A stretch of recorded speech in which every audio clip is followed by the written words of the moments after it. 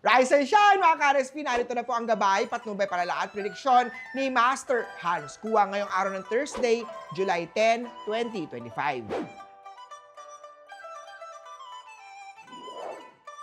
Para sa mga pinanganak ng Year of the Rat, magandang araw para magsimula ng bagong strategy sa trabaho. Huwag matakot mag-experiment para mas mapabuti ang takbo ng iyong career. Yellow at 2 at 4.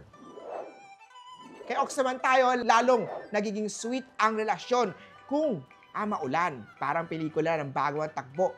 Enjoyin ang bawat sandali kasama ang mahal mo sa buhay.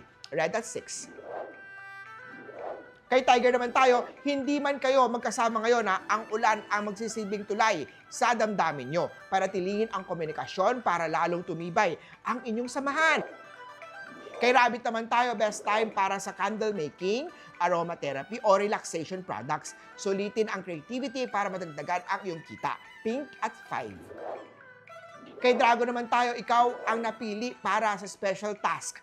Trust the process at ipakita ang galing mo para mas lalo pang umangat sa trabaho. Silver at 1.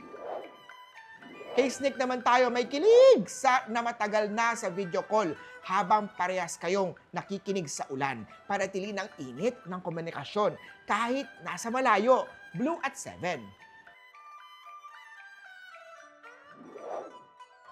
Ito naman, King of the Horsey, patok ngayon ang personalized na mugs, hoodies at rainy season's gift online. Sulitin ang creativity para mapalago ang iyong negosyo o mga side hustle mo. Purple at 8. Sa goat naman tayo, para mapalakas ang luck sa negosyo, maglagay ng wooden decor o plan sa northeast sector ng bahay o workplace. Makakatulong ito para magdala ng growth at prosperity. Beige at 3. Kay Monkey naman tayo, opportunities multiply as they are seized. Para sa tagumpay sa negosyo, maglagay ng green plant o lucky bamboo sa north corner ng workspace para ma-enhance ang growth at abundance. Green at 6.